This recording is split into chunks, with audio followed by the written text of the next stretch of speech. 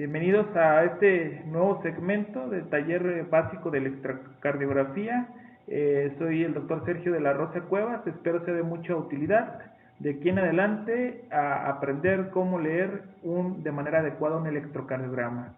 Muchas gracias, bienvenidos. En este segmento del taller básico de electrocardiografía vamos a ver calibración, ritmo, frecuencia cardíaca, eje eléctrico y la morfología básica de las ondas. Este es el enfoque sistemático que se recomienda para la lectura del electrocardiograma. Es importante que sigamos estos pasos para que no pasemos por alto ningún dato del electrocardiograma. Los vamos a ir revisando uno a uno. Tenemos que ver primero cómo está calibrado el electrocardiograma, si cumple con criterios para ritmo sinusal, calcular la frecuencia cardíaca, calcular el eje eléctrico, determinar los intervalos, ver la morfología y las dimensiones de la onda P, ver las características del complejo QRS, de la onda T y del segmento ST y una interpretación en general. Entonces, recomendamos que se siga este enfoque general para la interpretación del electrocardiograma. Lo primero que tenemos que ver es cómo está calibrado el electrocardiograma. El papel del electrocardiograma está dividido a fin de que cuadritos pequeños equivalen a 1 milímetro cuadrado y cada 5 cuadritos pequeños la línea se hace más gruesa para facilitar la contabilización, haciendo cuadros más grandes de 5 milímetros. En el electrocardiograma, en el eje vertical, se mide el voltaje y en el eje horizontal el tiempo. De manera que el papel del electrocardiograma corre a 25 milímetros por segundo. Si tomamos en cuenta el eje horizontal, cada cuadrito pequeño equivale a 0,04 segundos o lo que es lo mismo 40 milisegundos y cada 5 cuadros equivale a 0,20 segundos o lo que es lo mismo 200 milisegundos, a fin que 5 cuadros grandes equivalen a 1 segundo. En el eje vertical, 10 cuadros equivalen a 1 milivoltio y un cuadro pequeñito equivale a 0.1 milivoltios. Es importante que tengamos en cuenta esto. Esta es la calibración estándar. La mayoría de los electrocardiogramas vienen calibrados de esta manera. Sin embargo, existen otras calibraciones que podemos tener en cuenta. Por ejemplo, podemos calibrarlo a que el papel del electrocardiograma corra a 50 milímetros por segundo. Esto nos permitirá definir mejor la forma de la onda. O cuando las ondas son bastante pequeñas, podemos calibrar a que cada milivoltio equivalga a 20 milímetros o inversamente proporcional. Cuando las ondas son demasiado altas, podemos calibrarlo a que cada milivoltio represente 5 milímetros. Estas son calibraciones que se pueden considerar dependiendo de las circunstancias, pero lo normal es que corra a 25 milímetros por segundo y que cada 10 milímetros equivalgan a 1 milivoltio. Entonces, cuando medimos una onda, por ejemplo, es el caso de la imagen en la última de las imágenes, decimos que mide, por ejemplo, esta imagen hacia arriba mide 0.3 milivoltios porque es equivalente a 3 milímetros y de ancho equivale a 40 milisegundos porque es equivalente a un cuadrito. Entonces, siempre en los electrocardiogramas viene inscrito cuál es la calibración en la parte de abajo.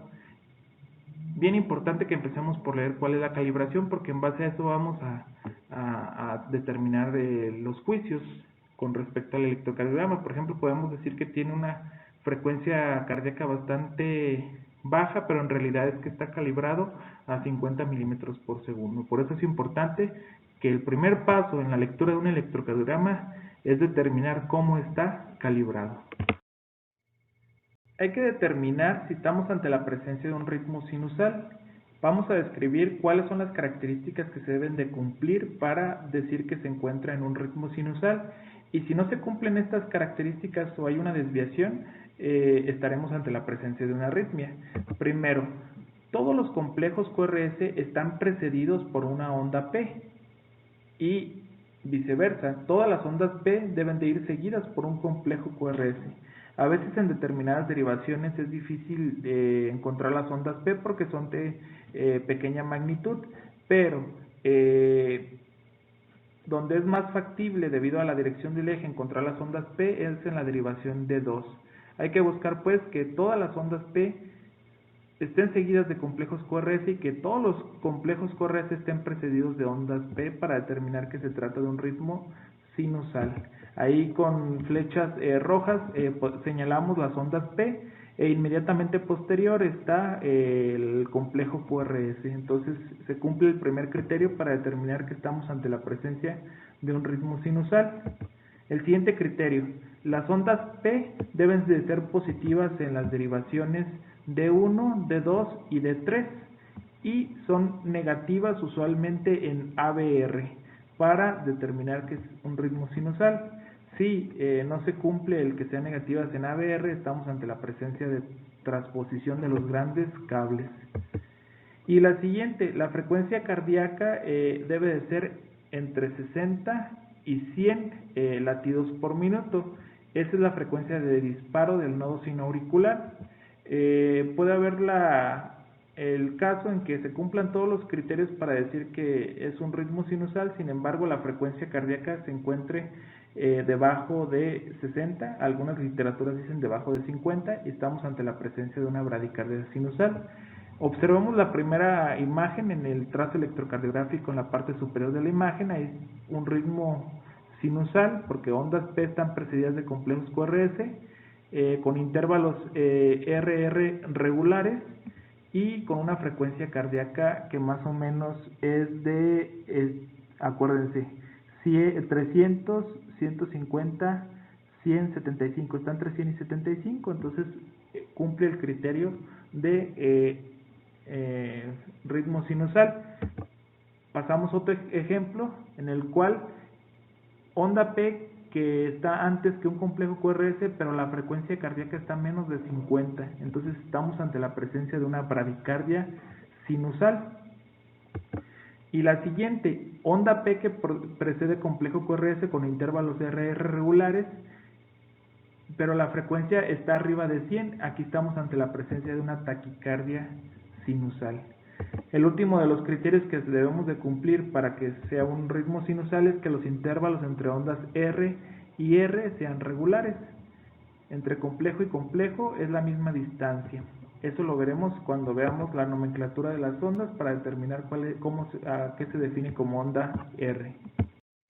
El siguiente paso es cómo medir la frecuencia cardíaca. Existen tres métodos, los dos primeros nos van a ser útiles cuando el ritmo es regular. Se basa en lo siguiente: cada cuadro grande equivale a 0,2 segundos. Si dividimos los 60 segundos entre 0,2 segundos nos va a dar un total de 300 cuadros. ¿Qué quiere decir? Que caben 300 cuadros grandes en 60 segundos. Tenemos que ver dónde coincide un complejo QRS con una línea gruesa en el electrocardiograma. Y a partir de ahí tenemos que ver dónde está el siguiente complejo QRS. Si cae en la primera línea gruesa inmediatamente después del complejo QRS, la frecuencia cardíaca será 300. Si cae en la segunda línea, la frecuencia será de 150, en la tercera de 100, en la cuarta de 75, en la quinta de 60 y en la sexta de 50. Por ejemplo, en el ejemplo que está en la imagen, cae el siguiente complejo entre los 75 y los 60. Entre los 75 y los 60 son 15, por consiguiente estos 5 cuadros al dividir 15 entre 5 equivale a 3 cada cuadrito, más o menos la frecuencia cardíaca estaría en 66 latidos por minuto. Es la forma rápida de calcular la frecuencia cardíaca. Nada más hay que memorizar los siguientes números: 300, 150, 100, 75, 60 y 50, y dependiendo de dónde coincide el siguiente complejo QRS va a ser la frecuencia cardíaca. La siguiente forma de calcular la frecuencia cardíaca se basa en que cada cuadrito pequeño equivale a 0,04 segundos o 40 milisegundos. En 60 segundos, si dividimos 60 segundos entre 0,04, es un equivalente a 1500. ¿Qué quiere decir? Que existen 1500 cuadritos en un total de un minuto.